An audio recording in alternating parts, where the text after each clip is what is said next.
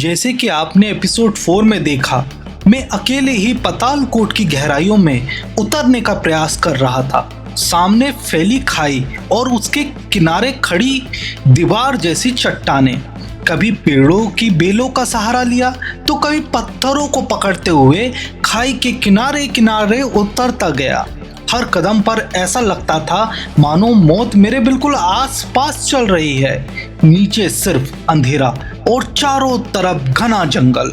लगभग कई घंटों तक सफर जारी रहा, लेकिन जब मैं ऐसी जगह पहुंचा जहां सामने करीब 100 मीटर गहरी सीधी खाई दीवार की तरह खड़ी थी, तो मुझे एहसास हुआ बिना किसी रॉक क्लाइंबिंग इक्विपमेंट के इसे पार करना असंभव है।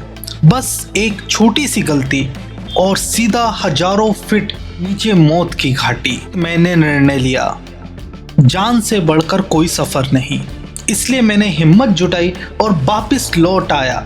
रात को एक आदिवासी गांव में पहुंचा, जहां पर मेरी मुलाकात कुछ स्थानीय युवाओं से हुई। वहीं मुझे विचार आया, क्यों ना इन आदिवासी युवकों की मदद से इस गहरी घाटी में उतरने का प्रयास क्यों ना किया जाए। अगले ही दिन मैंने नई योजना बनाई और इस बार मैं अकेला नहीं था, बल्कि मेरे साथ 2 आदिवासी युवा थे जिन्होंने पीढ़ियों से इन जंगलों को नजदीक से देखा है और जिया है। मेरे साथ ये है मोनू नाम है ना जी, और ये है संजू। हाय तो कर दो कैमरे में। यहाँ पे इस घाटियों में भी डीप जंगल है, जहाँ पे सूरज की रोशनी बहुत कम पहुँचती है। तो आप देख सकते हैं मेरे पीछे का व्यू, मैं आपको दिखाने की कोशिश करता हूँ। और मैं आपको बताना चाहूँगा, ये जो वो चट्टानें दिख रही है इस तरफ में, इन चट्टानों में मधुमक्खी के छत्ते भी होते हैं। तो यहाँ के ग्रामीण लोग मधुमक्खी के छत्ते से शहद निकालते हैं और इन चट्टानों में शिलाजीत भी होता है। तो आप देख सकते हैं यहाँ पे। अभी हम लोग और डीप अंदर की ओर जाएंगे, जहाँ पे एक नदी भी बह रही है। तो फ्रेंड्स, अभी हम लोग यहाँ से निकलते हैं, अब नदी की ओर आगे बढ़ते हैं। चलिए। हाँ, इन्हीं से निकलती, कौन सी सिलवान? वो ये वाले पेड़, इन्हीं से निकलती। ये सारे पेड़, सारे पेड़ में निकलती। ये इसको क्या बोलते हैं? इनके ना ये सराइवन। ये तो निकले हैं, ये देखो, ये तो क्या। अच्छा, ये अरे ये तो वो है, फफूंदी टाइप है। नहीं तो इससे लुभान बनती है। हाँ, है। ये जो दिख रहा है ये पानी में ऐसा होगा। अच्छा, हाँ ये तो सही में लुभान है यार। हाँ ये देखिए, लुभान है वहाँ तर बिल्कुल ओरिजिनल लुभान है। वाह, ये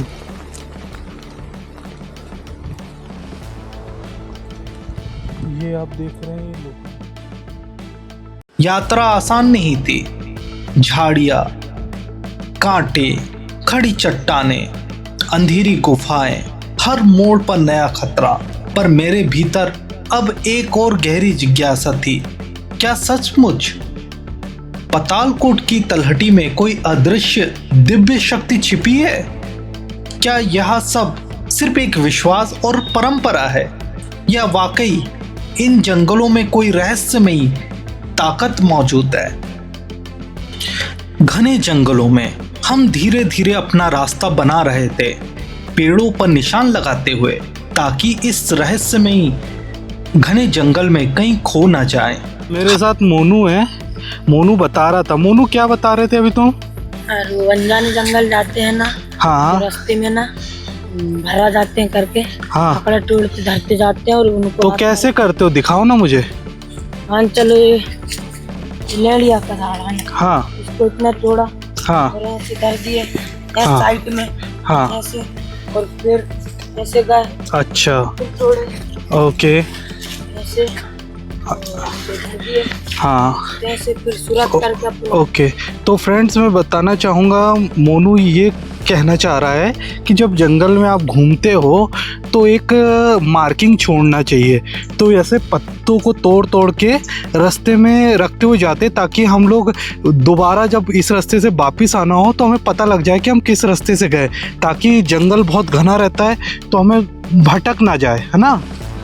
हर कदम हमें घाटी की गहराइयों के और नजदीक ले जा रहा था।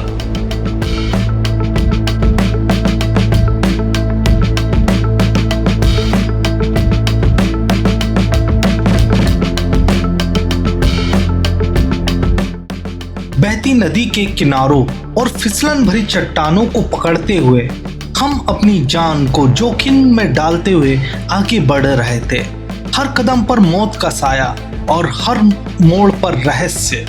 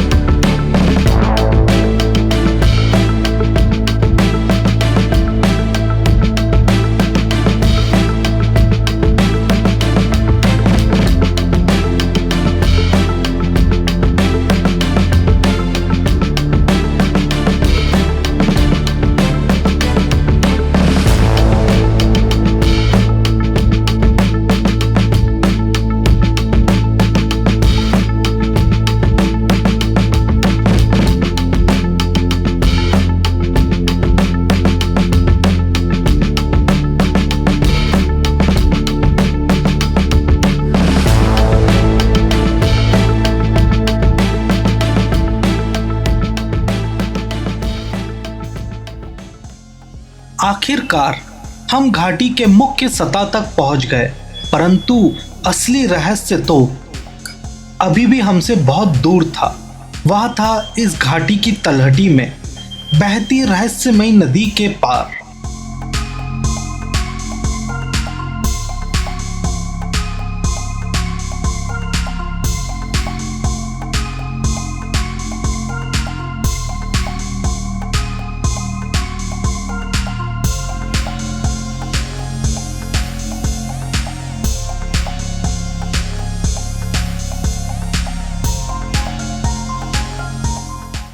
मेरे साथ आए आदिवासी युवकों ने आगे बढ़ने से मना कर दिया, क्योंकि अब घाटी सक्रिय होती जा रही थी और नदी का जल स्तर भी बढ़ चुका था और इस स्थान को पार करने के लिए सिर्फ तैर कर ही जाना था।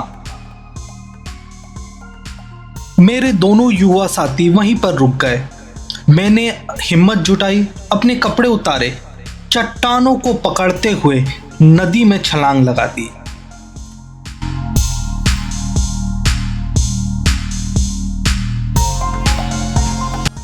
ठंडे पानी का हर छींटा मानो मेरे इरादों को और मजबूत कर रहा था।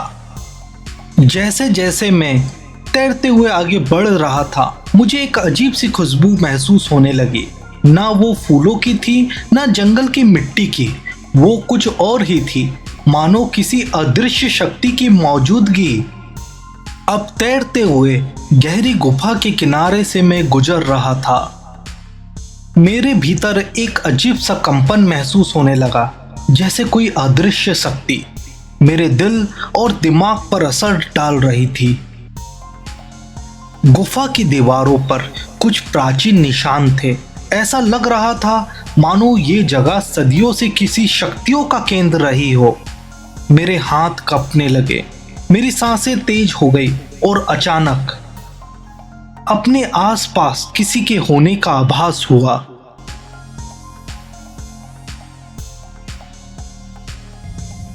कोई आवाज नहीं थी, पर मुझे साफ महसूस हो रहा था यहां कोई और भी है, जैसे कोई मेरी हर हरकत को देख रहा हो, मानो वो शक्ति मेरे सामने खड़ी हो। ये अनुभूतियों को शब्दों में बताना नामुमकिन है।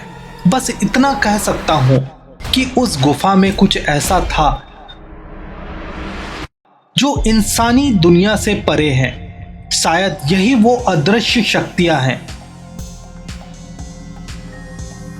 जिन्हें सदियों से पतालकोट के आदिवासी पूछते आ रहे हैं। मैं वहां ज्यादा देर नहीं ठहर सका, पर जो मैंने महसूस किया उसने मेरी पूरी जिंदगी बदल दी। अब मुझे यकीन है पतालकोट की घाटियां सिर्फ एक जंगल ही नहीं, सच में दिव्य शक्तियों का घर है।